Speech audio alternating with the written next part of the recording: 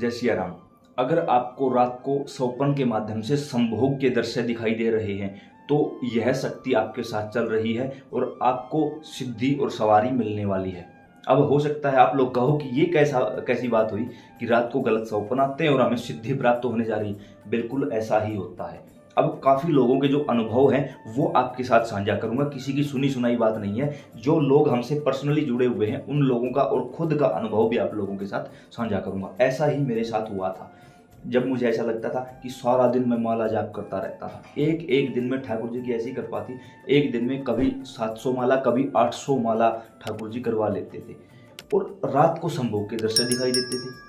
मैंने यही कहा कि बाबा ये क्या चीज़ है, मैं सारा दिन माला पर बैठा रहता हूँ, कुछ गलत देखा नहीं, कुछ गलत सुना नहीं, कोई गलत विचार नहीं आया, किसी के प्रति गलत धारणा नहीं है, फिर ये सब क्यों हो रहा है।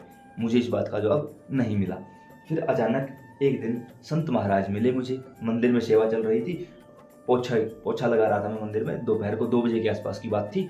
संत आए, मैंने उनको प्रणाम किया, बैठे, बातचीत ऐसी चली। तो मैंने उनसे पूछ लिया कि मेरे मन में एक सवाल है कि ऐसे या तो मैं सारा दिन मंदिर की सेवा चल रही है, ठाकुर जी करवा रहे हैं मुझसे, या फिर सारा दिन जाप करवाते रहते हैं और रात को ये दृश्य दिखाई देते हैं, मैं क्या करूँ। तब उन्होंने मुझे जो बात बताई मैं वो आप लोगों को बताने जा रहा हूँ भाई।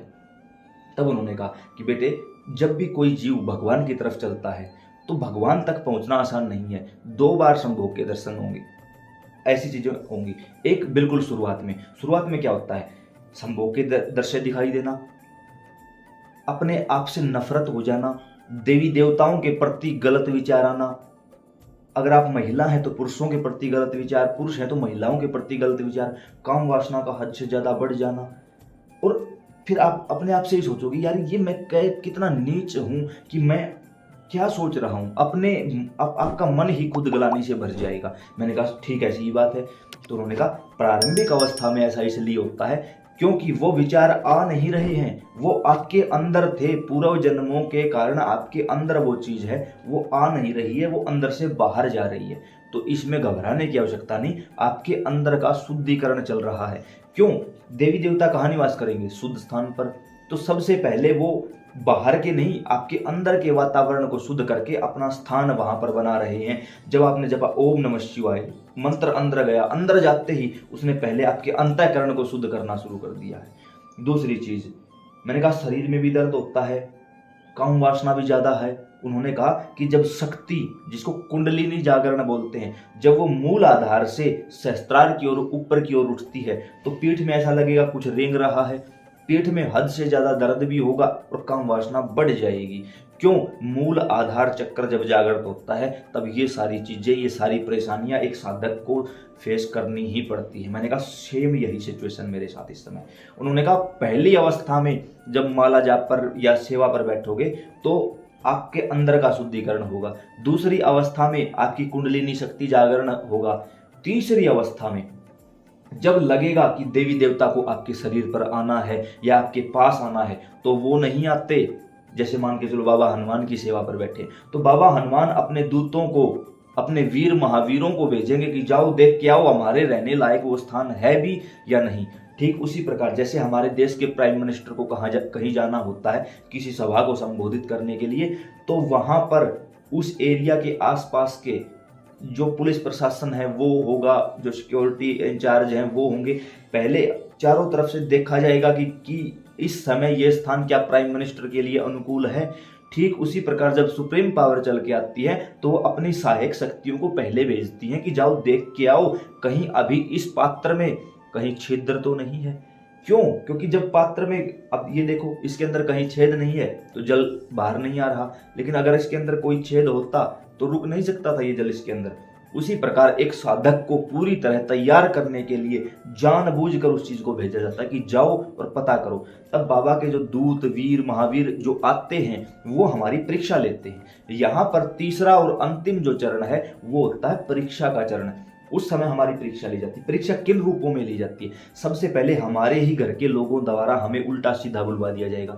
बैठा रहता है सारा दिन, बाबा बनेगा, साधु बनेगा, ये करेगा समाज कल्याण, कुछ करता है नहीं, मुफ्त की रोटियां तोड़ता है। ऐसी ऐसी चीजें बाहर के लोगों से नहीं। क्यों? क्योंकि बाहर का कोई बोलेगा हमें फर्क ही नहीं पड़ता, बोलता रहे। लेकिन जब घर का ही कोई व्यक्ति, वो भी हमारा कोई खास, कोई अपना, जैसे माता पिता से बुलवा दिया, भाई बहन से बुलवा, जब क्यों, क्योंकि चोट करनी है तो उस जगह करो जहाँ का हिस्सा कमजोर है। बाहर के लोगों का हमारे ऊपर कोई फर्क ही नहीं पड़ता, इसलिए घर के लोगों से जानबूझकर बुलवाई जाती है वो बातें, ताकि जो थोड़े बहुत आपके कुछ कर्म बचे हुए हैं उनका भी शुद्धिकरण हो सके और पूरी तरह आपको कठोर किया जा सके।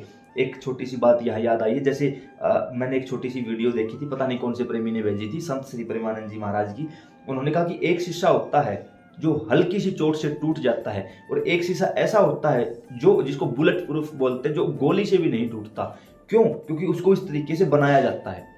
उसी प्रकार भगवान आने से पहले अपनी सहायक शक्तियों को भेजकर उसको उठा पटक करके इस तरीके से तैयार कर दिया जाता है कि अब वो साधक भगवान के अलावा भगवान से भी कुछ नहीं चाहता। भगवान के अलावा तो चाहेगा ही क्या, वो भगवान से भी कुछ नहीं चाहता।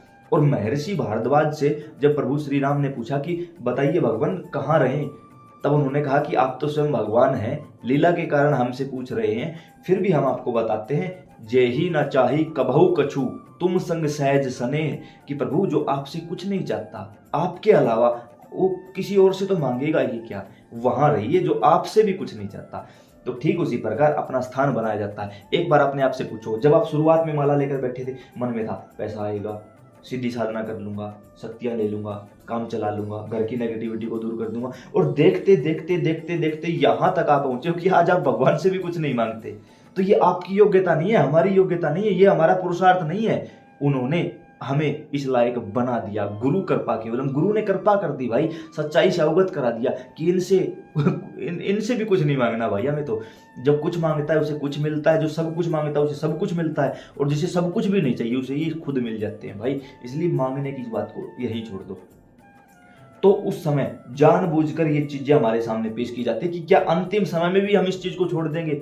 लेकिन जो साधक उसके बावजूद भी ना सेवा छोड़ता है, ना माला छोड़ता है, ना गुरु चरणों को छोड़ता है, उसे साक्षात रूप से सवारी प्राप्त होती है, उसके शरीर पर फिर सवारी आने लगती है। क्यों? भगवान, एक ये वाक्य है 2022 की आखिरी का, शायद 11वें या 12वें महीने का, उस समय हमने ऐसे ही पूछ लिया था बाबा से कि बाबा एक बात बताइए कि आप अर्जियां लगवा रहे हो, लोगों की वीडियो बनवा रहे हो, इतने सारे लोगों की भीड़ इकट्ठी हो जाती है, कोई मिलने आता है, कोई पूछा लेने आ रहा है, मैं क्या करूं, मैं तो ऐसा कोई काम नहीं करता, और ऐसा मुझे ही क्यों बनाया आपने।